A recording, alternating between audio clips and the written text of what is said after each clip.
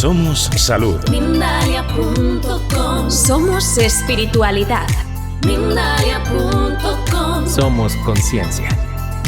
Mindalia.com. Mindalia.com. Somos la comunidad de la nueva consciencia.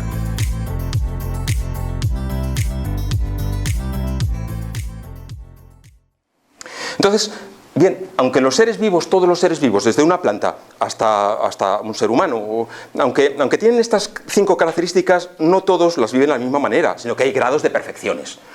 Porque, bueno, pues es así. Lo que nos permite diferenciar los clásicos grados de vida en vegetativa, que es la de los vegetales, sensitiva o animal, e intelectiva o humana. Bien, entonces aquí nos podríamos plantear si hay algún grado de vida más perfecta que la humana en el plano material. Es decir, sin considerar los niveles supremos angélicos o espíritus más evolucionados, o a Dios, causa primera, fuente de todas las perfecciones a nivel infinito. Bueno, la respuesta es que no lo sabemos. No lo sabemos. Es decir, podemos especular, pero no lo sabemos. Lo que sucede es que en la mesa mediúmnica los espíritus nos hablan de mundos materiales donde hay seres encarnados más evolucionados que el ser humano, que viven a lo mejor en planetas pues no como el nuestro, que es un planeta complicado. Entonces existen otros planetas más armónicos y por tanto nos hablan de seres materiales o con una materia no tan pesada como la nuestra, donde sí que tienen una mayor perfección. ¿Pero en qué se basa esa perfección? ¿De qué hablamos cuando hablamos de perfección? Bueno, en realidad es mucho más sencillo de lo que podamos pensar, pues se basa en que han sabido llevar a la práctica la enseñanza del maestro, que es una enseñanza cósmica o una enseñanza universal, aunque se nos haya dado en nuestro planeta. ¿De qué hablamos?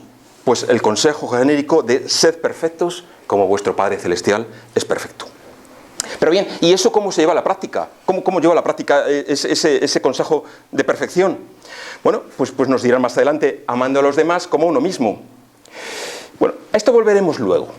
Pero mientras, dejo a vuestra consideración ahora mismo lo que nos falta por dar para que nuestro planeta, que actualmente pues dice que es un mundo de expiación y pruebas, avance a un mundo de regeneración, que es el nombre que le da el espíritu de Joana de Angelis, llamado en otras tradiciones planeta de luz y vida, que es un término que a mí me gusta mucho. Nos falta un trecho. Muy bien.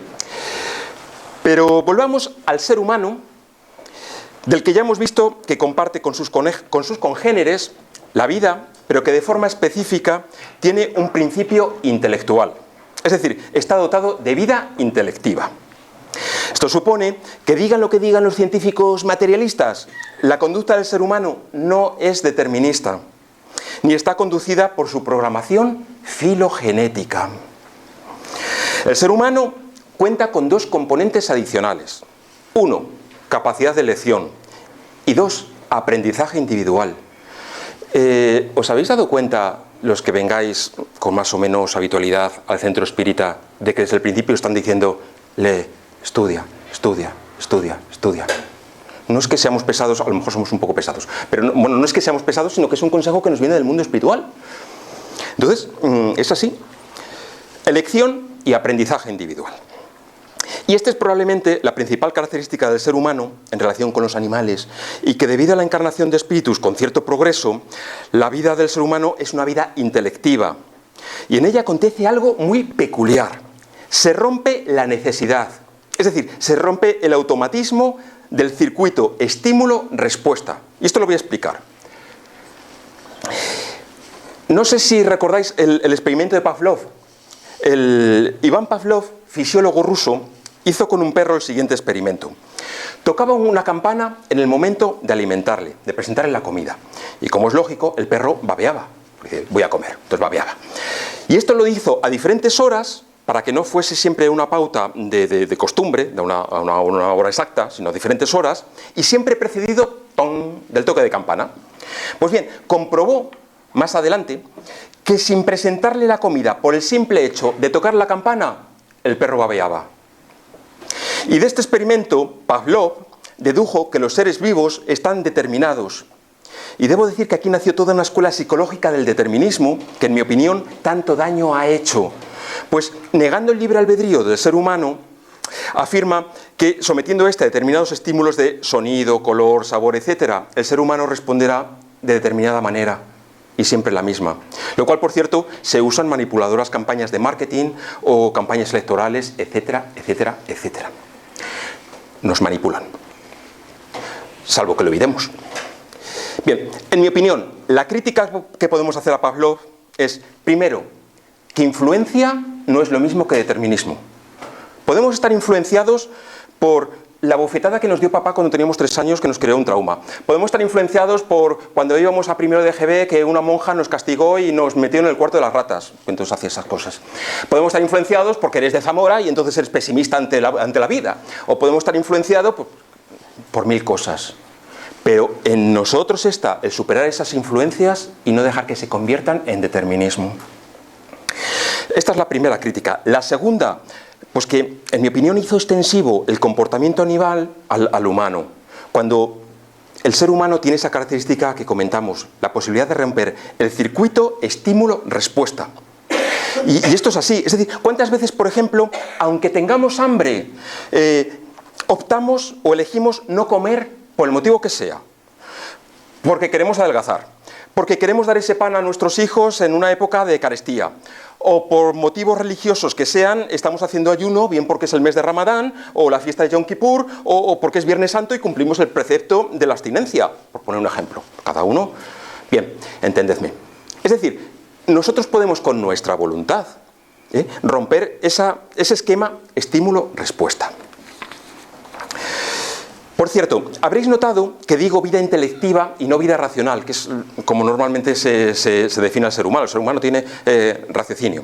Y el motivo es que desde hace ya unas décadas se considera que la inteligencia no es mera razón, no es mera racionalidad, no mera capacidad de resolver problemas, sino que es algo más. Especialmente a partir de los escritos de Daniel Goleman y de su libro Inteligencia Emocional, se ha visto que en la inteligencia o se considera que se da paso a las emociones, a los sentimientos y a las pasiones, o no definimos bien al ser humano.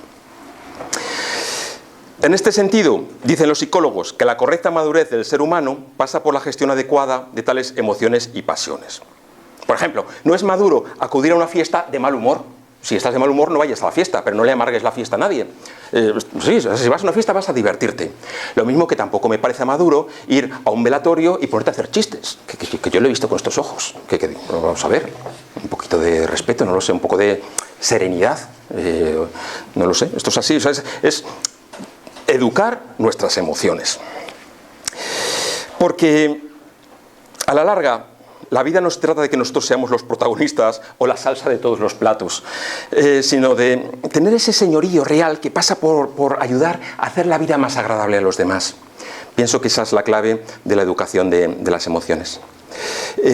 Si queréis, lo podemos hacer luego en el turno de preguntas. Si os da problemas la diferencia entre emociones, sentimientos y pasiones, lo podemos ver un poquito. Es un tema complicado y bien merecería una conferencia dedicada a estas cuestiones, si os parece. Si no, pues bueno, ahí lo dejo.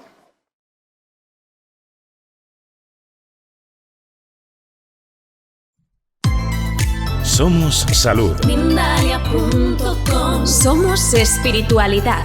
Mindalia.com. Somos conciencia. Mindalia.com. Mindalia.com. Somos la comunidad de la nueva consciencia.